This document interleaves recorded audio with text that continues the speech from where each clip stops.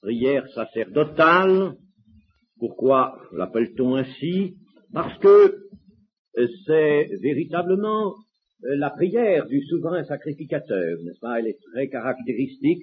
Et là, le Seigneur Jésus fait un peu une rétrospective de l'œuvre qu'il vient d'accomplir, qui va se couronner par sa crucifixion et sa résurrection, et il demande alors au Père de préparer ce qui va venir, ce qu'il a annoncé lui-même, de préparer ce temps de la grâce pendant lequel va se manifester le mystère de Christ. Et vous savez qu'au cœur du mystère de Christ, il y a la communion.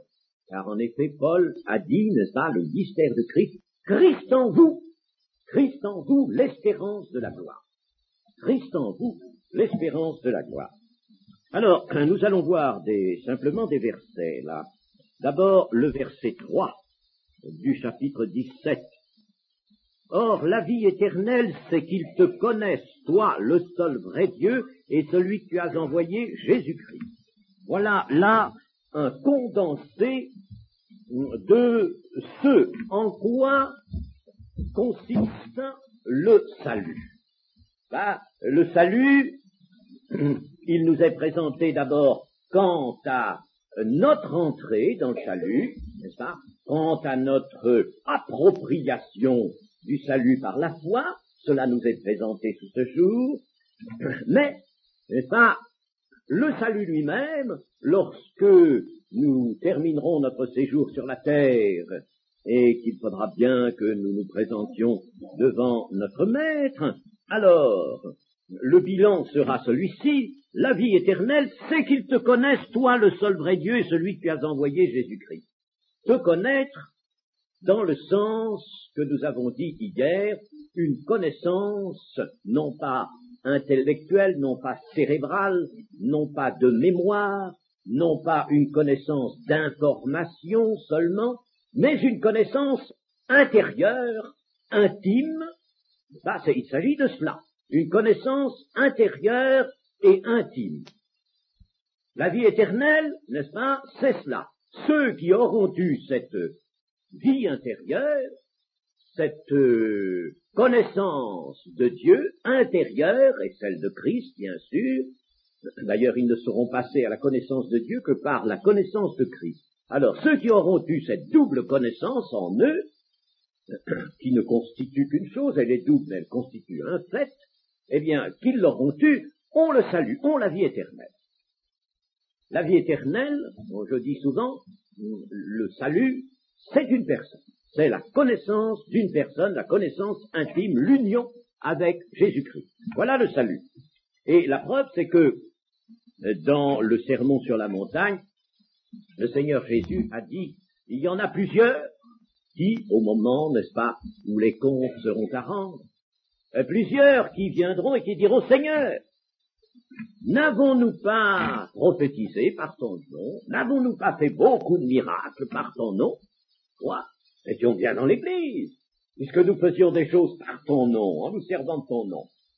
Il faut même penser qu'ils étaient baptisés dans le Saint-Esprit. Nous avons fait ces choses par ton nom. Alors, Seigneur, n'avons-nous pas fait toutes ces choses? Je leur dirai, retirez-vous de moi, je ne vous ai jamais connu, vous qui commettez l'iniquité. Je ne vous ai jamais connu, je n'ai jamais eu d'union intime avec vous. Vous n'êtes pas dans ma communion. Pourquoi vous n'y étiez pas? Vous étiez dans l'iniquité. Vous ne pouvez pas, n'est-ce pas, avoir communion avec vous. Alors, n'est-ce pas, ça c'est le Seigneur qui l'a dit, n'est-ce pas, dans chapitre 7 de Matthieu. Eh bien, vous voyez, n'est-ce pas, que la connaissance intime, l'union avec Jésus-Christ est à la clé, par conséquent, du salut, la possession du salut. Ça, ce n'est pas avec ça, si vous voulez, que vous allez aborder les gens du dehors. Hein, il s'agit d'être adroit, habile et avisé quand on veut évangéliser ou quand on veut témoigner, n'est-ce pas? Ce qu'on demande aux gens du dehors, c'est de croire en Jésus-Christ. Mais ils verront bien que croire en Jésus-Christ, ça les conduira à l'union avec Jésus-Christ. La communion, par conséquent, de Jésus-Christ, de notre personne humaine, à sa personne, à lui, voilà la fin de l'Évangile, voilà en somme, n'est-ce pas, ce à quoi doit aboutir l'Évangile, et voilà le moyen suprême de l'Évangile. C'est pour ça que c'est là le cœur du mystère de Christ. C'est le moyen suprême de l'Évangile, l'union avec Jésus-Christ. Jusqu'à ce que nous soyons vraiment entrés dans la communion, eh bien, nous ne sommes que chrétiens en approche ou chrétiens de surface, où nous voyons dans des textes, n'est-ce pas, je ne vais pas les analyser tous, ça va faire de la doctrine. Il y a des textes qui nous montrent que certains chrétiens ne sont plus dans la communion, n'est-ce pas? Nous en verrons un particulièrement qui est caractéristique, mais disons que la communion est la chose qui doit être généralisée, générale, au milieu de l'Église. L'Évangile nous sauve en nous faisant devenir ce que nous n'étions pas et ce que nous ne pouvions pas être par nature. L'Évangile nous sauve en nous faisant devenir ce que nous n'étions pas. Ce qui est né de la chair est chair, ce qui est né de l'esprit est esprit. Nous faisant devenir ce que nous n'étions pas et ce que nous n'aurions jamais pu être par nature. La chair, ça reste chair. Ça ne peut pas changer tout seul. Bon. Alors, l'Évangile nous fait naître à une vie nouvelle et qui est la formation et la construction en nous de l'homme nouveau. Une vie nouvelle, un homme nouveau. De l'homme nouveau. Et cet homme nouveau, qu'est-il, l'homme nouveau? Eh bien, c'est l'homme nouveau, et cet homme dont la personne de Jésus-Christ est le modèle, il est la parfaite stature, parfaite stature que nous avons à atteindre, et la communion avec Jésus est la force vivifiante de cette apparition, construction en nous de l'homme nouveau. L'apôtre Paul dit aux Galates qu'il aspire à ce que Christ soit formé en eux. Donc Christ, n'est-ce pas, apparaît, mais il faut qu'il y ait cet homme nouveau qui se forme. Vous avez été prédestinés à revêtir l'image de celui qui est le premier-né d'entre plusieurs frères, le Fils du Dieu vivant. Comment peut-on envisager cette double et réciproque pénétration qu'est la communion comme nous l'avons dit? Demeurez en moi et je demeurerai en vous. Je fais ce geste, vous voyez, demeurez en moi et moi je demeurerai en vous. Nous ferons notre demeure chez lui. Et dans Jean 17, 23, que je n'ai pas encore lu, 17, 22 et 23, nous lisons ceci. Je leur ai donné la gloire que tu m'as donnée, afin qu'ils soient un, comme nous sommes un. Moi en eux, et toi, Père Céleste, toi en moi, afin qu'ils soient parfaitement un, et que le monde connaisse que tu m'as envoyé, que tu les as aimés comme tu m'as aimé. Vous voyez, n'est-ce pas, cette communion qui est ici située comme la chose centrale. Alors, comment peut-on l'envisager? Il ne s'agit pas de la raisonner, bien sûr, mais essayons quand même, n'est-ce pas, de comprendre du mieux que nous pouvons. Nous pouvons dire ceci, c'est que les objets, nous sommes habitués, nous, à un monde dans lequel, n'est-ce pas, il y a des objets matériels et des corps. Nous avons trop de vue, d'ailleurs, sur ce qui est matériel. Il nous est difficile d'avoir vue du côté de l'esprit parce que nous sommes obnubilés par tout ce monde qui est matériel, qui nous entoure, et nous-mêmes, nous sommes inclus matériellement, corporellement, dans un monde qui est matériel. Eh bien, les corps et les objets sont irrémédiablement extérieurs les uns aux autres. Deux objets, je ne peux pas les mettre l'un dans l'autre, sont extérieurs, irrémédiablement. Il faudrait aller chercher alors une certaine haute spéculation scientifique pour envisager par la voie des mathématiques la pénétration d'un corps matériel par un autre. Mais nous n'allons pas chercher cela, nous voyons, n'est-ce pas, notre domaine à nous. Il y avait un mathématicien qui disait que si l'on changeait la constante quantique, on arriverait peut-être à découvrir un monde dans lequel les objets matériels pourraient pénétrer d'autres objets matériels. Enfin, ça ne nous intéresse pas. Ce n'est pas dans notre monde. Donc, les objets sont extérieurs les uns aux autres. Une exception est à faire, et ça, je l'indique, n'est-ce pas, pour vous montrer que même dans l'ordre matériel, on peut tout de même voir, n'est-ce pas, une exception dans la connaissance matérielle des choses matérielles. Cette exception à faire, par exemple, est celle des substances qui réagissent chimiquement l'une sur l'autre pour ne former qu'une seule substance nouvelle. Une seule substance nouvelle. Vous avez deux corps, deux substances, elles peuvent, dans les conditions, mettons, où l'on se trouve, elles peuvent réagir l'une sur l'autre, n'est-ce pas, et elles forment un nouveau composé chimique, qui est une nouvelle substance, tout à fait nouvelle, et qui résulte, en somme, de la pénétration d'une substance dans une autre, selon les possibilités des réactions chimiques. On pourrait aussi voir divers types de solutions, n'est-ce pas, mais enfin, contentons-nous de cela. Seulement, là, ce n'est encore qu'une approche, cette pénétration de deux substances qui réagissent chimiquement l'une sur l'autre. Nous pouvons aller maintenant aux personnes. Dans les personnes, eh bien, une personne est déjà davantage qu'une substance à un certain point de vue, pénétrable par une autre.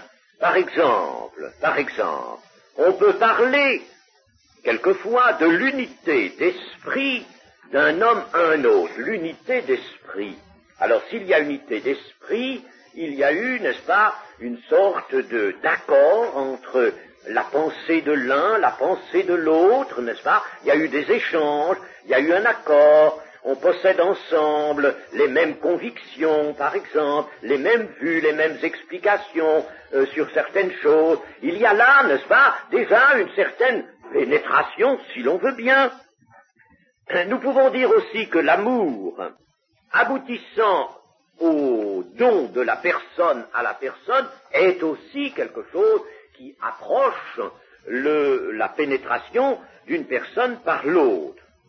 Nous pouvons encore dire que le mariage idéal, le mariage dont Jésus a dit « ils ne sont plus deux, mais ils sont une seule chair », là, il nous a présenté, n'est-ce pas, déjà, un exemple d'union vraiment, n'est-ce pas, entre deux personnes, entre deux êtres. Cela sous la direction de Dieu. Mais, ça, ils ne sont plus deux. Quand ils sont unis, n'est-ce pas, ils sont une seule chair. Et voyez, même le Seigneur n'a pas dit un seul esprit, il a dit une seule chair. Par-dessus tout, il est facile, plus facile de penser que ce qui est esprit, un esprit peut se lier à un autre esprit, pénétrer un autre esprit. Et surtout, bien entendu, on peut très bien comprendre que l'esprit de Dieu puisse pénétrer l'esprit de l'homme.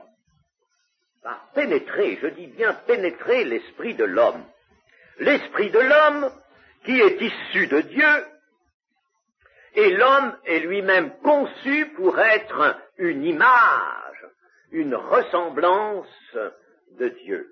Ça, l'homme a été créé à l'image, à la ressemblance de Dieu. Il a donc été créé pour recevoir. Il ne peut pas être à l'image et à la ressemblance de Dieu sans recevoir l'Esprit de Dieu. C'est pas possible, n'est-ce pas? Il a été créé pour être une habitation de Dieu en esprit. Mais, dans le temps que nous connaissons, nous, c'est-à-dire, n'est-ce pas, depuis la chute de l'homme, il n'est pas possible que l'Esprit de Dieu pénètre l'esprit d'un homme ou des hommes autrement que par Jésus-Christ. Pourquoi cela? Autrement, c'est simple, la raison est simple. Il n'est pas possible, il faut qu'il y ait là Jésus-Christ. Vous voyez, un homme, n'est-ce pas, pourrait être animé d'un puissant désir vers Dieu. Eh bien, Dieu ne le pénétrera pas s'il n'y a pas Jésus-Christ. Si Jésus-Christ n'est pas saisi par la foi, n'intervient pas avec, bien entendu, n'est-ce pas, sa mort expiatoire. Alors, pourquoi cela? Bien tout simplement, c'est que depuis la chute, l'homme est séparé de Dieu. Et ça ne peut pas être autrement, il est séparé. Il n'est plus à l'image, à la ressemblance de Dieu, il est séparé de Dieu par son péché, par ses offenses, n'est-ce pas? Dieu est saint, 3 fois saint, lui il est pécheur. Alors il y a une séparation. S'il y a une séparation, comment peut-il y avoir pénétration? Pas possible. Vous voyez, n'est-ce pas? C'est pas possible. La pénétration est impossible. C'est ça? Elle est absolument impossible. Alors, si Jésus-Christ, intervenant avec la chair déchirée et le sang versé, si l'on mange la chair du Fils de l'homme et si l'on boit son sang, alors que se passe-t-il? Il y a une réconciliation. Une réconciliation. Par conséquent, la séparation cesse et il y a à nouveau, alors, une possibilité de venue de l'Esprit de Dieu vers l'homme, mais ça passe par Jésus-Christ.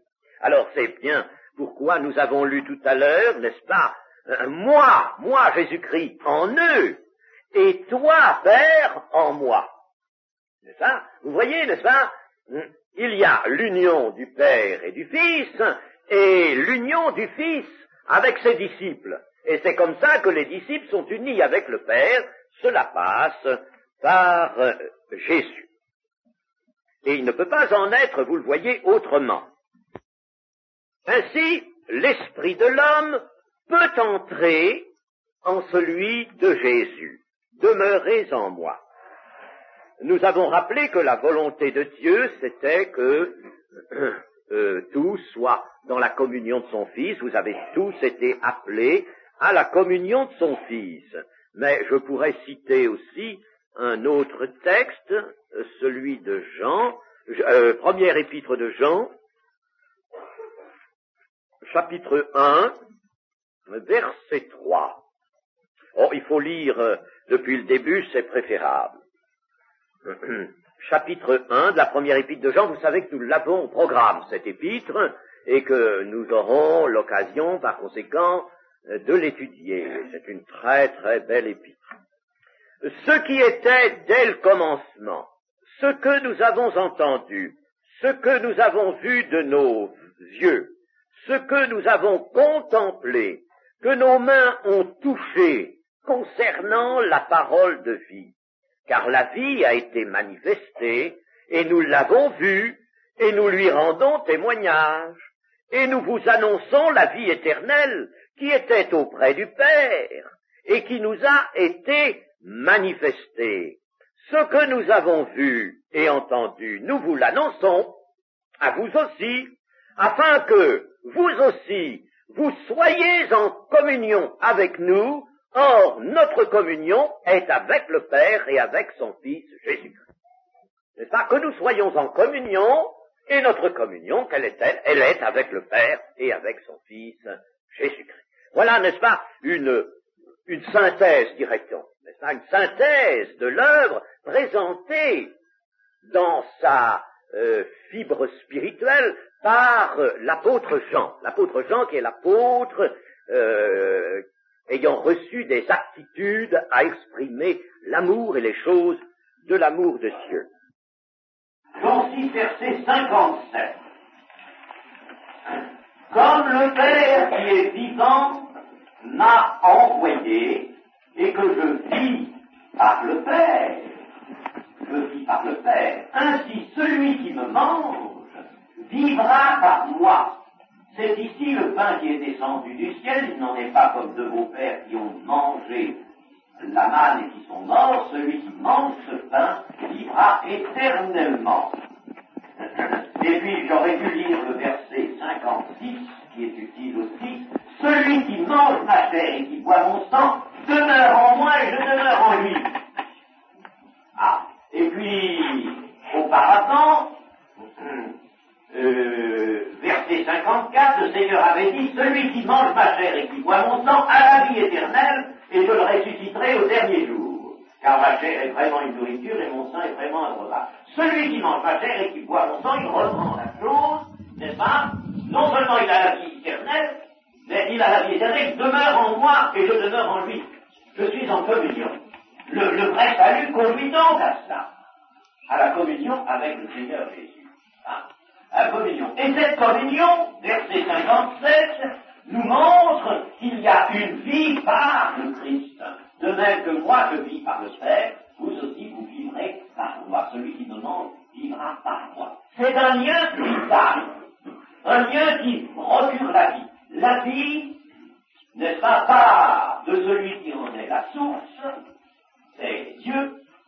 Cette vie vient dans le Fils, puisque le Fils vit par le Père, elle vient dans le Fils, mais le Fils s'est fait homme, et s'étant fait homme, il a expié le péché des hommes, il est ressuscité, il est glorifié, il a constitué en sa personne l'homme nouveau à l'image duquel nous serons. Alors, dans cet homme qui est, si je puis dire, le creuset où se prépare, où s'élabore notre salut, c'est là que s'élabore notre salut, et bien dans ce creuset-là, il y a la vie du Père, et la vie reçue de Dieu, la vie divine par conséquent, se trouve là, élaborée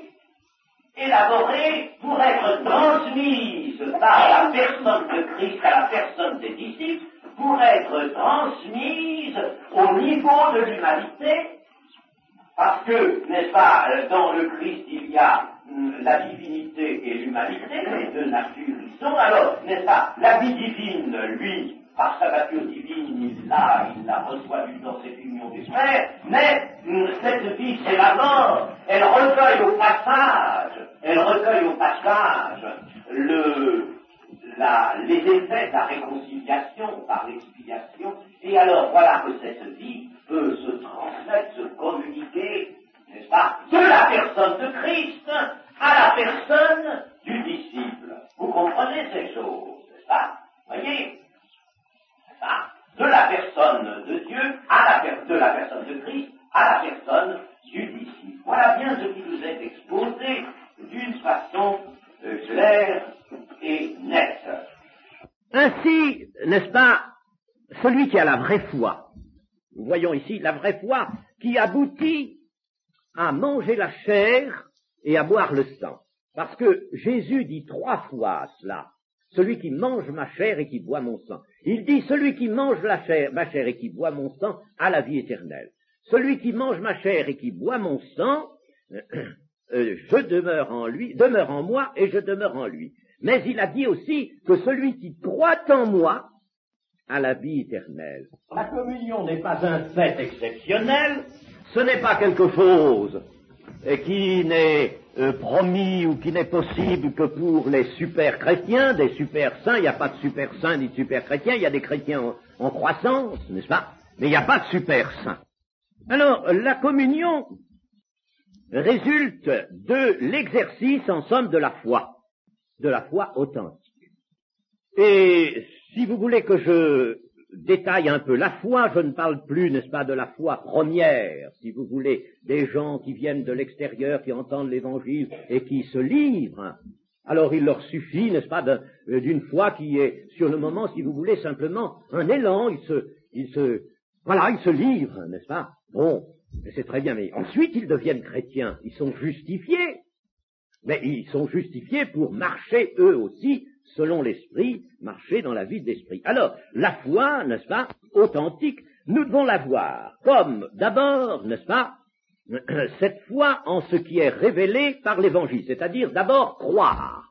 Croire ce qui est révélé dans l'Évangile, le croire de son cœur. Ensuite, cette foi va déterminer une confiance. Donner au Seigneur Jésus-Christ une confiance sans restriction. Il va perdre sa vie, lui abandonner sa vie, n'est-ce pas? Il va lui abandonner sa vie, se confier au Seigneur Jésus sans restriction. Il va obéir ensuite à sa parole.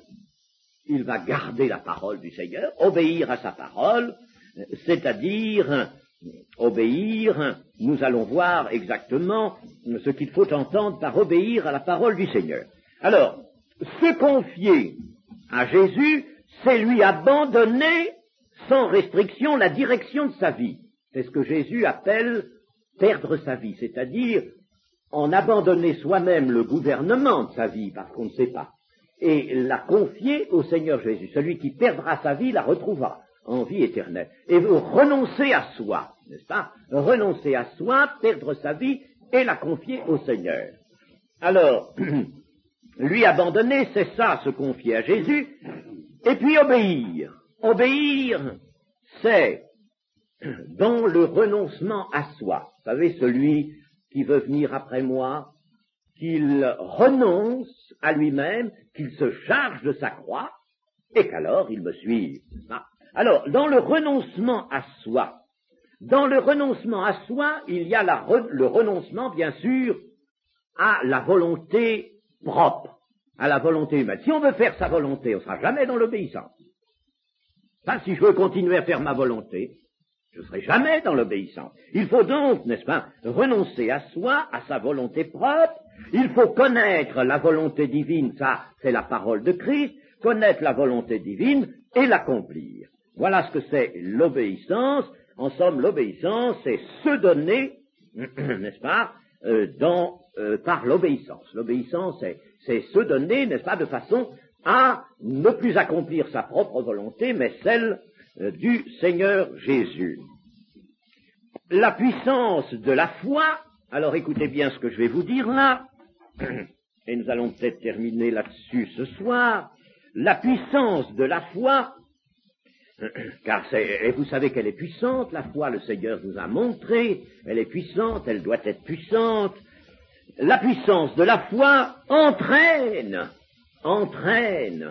la perfection, la totalité, si je puis dire, de la communion, la plénitude de Dieu, si vous voulez, n'est-ce pas? Elle entraîne la perfection dans la communion.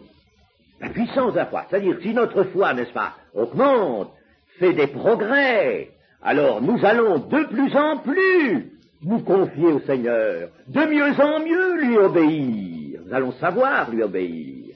Nous allons savoir discerner la volonté de Dieu et lui obéir. Alors, la communion va devenir de plus en plus réelle, puissante, et atteindre la perfection. Quand la communion, la perfection de la communion est atteinte, c'est là qu'il y a plénitude de Dieu dont parle Paul dans les Éphésiens et dans les Colossiens. La plénitude de Dieu. Nous parlons de perfection. La perfection, cela toujours, n'est-ce pas, nous étonne, parce que on se dit, mais j'ai jamais vu, moi, un chrétien parfait. J'ai jamais vu un chrétien parfait. Et moi-même, je sens bien que je ne suis pas parfait. Et l'apôtre Paul nous parle d'atteindre la perfection, n'est-ce pas, mais avant, il nous avait bien dit qu'il n'avait pas encore atteint la perfection. Alors, on hésite un peu parce qu'on ne comprend pas ce que c'est que la perfection dont parle l'Écriture concernant des chrétiens, des disciples de Christ. Qu'est-ce que c'est que la perfection? Mes chers amis, l'erreur qu'on commet, c'est celle-ci, c'est qu'on voudrait lire la perfection sur la personne charnelle du chrétien. Et c'est pas possible. C'est pas possible. Jamais l'homme naturel l'homme de chair et de sang, le vieil homme, si vous voulez, il n'héritera jamais le royaume de Dieu. C'est clair, c'est net. Comme on dit souvent, le vieil homme, c'est un inconverti. Et il se convertira jamais. C'est pas lui qui se convertit, n'est-ce pas? Il ne peut pas se convertir. Il n'héritera pas le royaume de Dieu. Il est dit que la chair ne peut pas accomplir la volonté de Dieu. Elle ne le peut même pas, dit Paul. Elle ne peut pas. Faut pas lui demander. Si vous demandez quelque chose à la chair, et vous êtes sûr que vous ne l'aurez jamais, qu'elle ne le peut pas, n'est-ce pas? Elle ne le peut pas faire la volonté de Dieu. Alors, que se passe-t-il? Eh bien, mais c'est que si la communion est portée à son summum, si la communion devient puissante, forte, en raison d'une foi puissante, que va-t-il se passer? C'est que l'homme de chair, le vieil homme, il va se trouver, lui, blotti dans la mort, maintenu dans la mort. Il n'y a que ça pour lui. Il n'y a que la mort pour lui. Il va être maintenu dans la mort, et l'homme nouveau, lui, va avoir toute la place pour s'exprimer. Et c'est ce que nous dit l'apôtre Paul dans son expérience. Ce n'est plus moi qui vis, ce n'est plus je vis dans la chair, bien sûr, dit-il. Bien sûr, je vis dans la chair. Mais ce n'est plus moi qui vis, c'est Christ qui vit en moi. C'est l'homme nouveau qui vit en lui, qui s'exprime dans Paul, n'est-ce pas? Et Paul n'est pas tributaire de la chair. Nous ne devons rien à la chair, écrit-il, n'est-ce pas? Nous n'avons aucune redevance à la chair. Nous ne devons rien à la chair. Nous ne sommes pas tributaires, nous ne devons pas rester tributaires de la chair.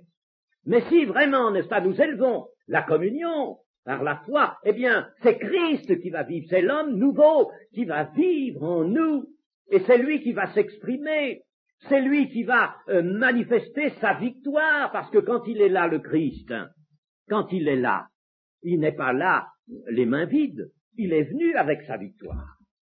Et alors, il va manifester sa victoire. Si ce n'est plus moi qui vis, mais si c'est le Christ qui vit en moi, le Christ va vivre en Christ victorieux, qu'il est et qu'il reste, n'est-ce pas? Vous voyez? Et les œuvres que va faire, mettons, si vous voulez, ce disciple qui peut dire comme Paul, ce n'est plus moi qui vis, c'est Christ qui vit en moi. Alors, les œuvres qu'il va faire, puisque c'est Christ qui vit, ce seront des œuvres faites par Christ.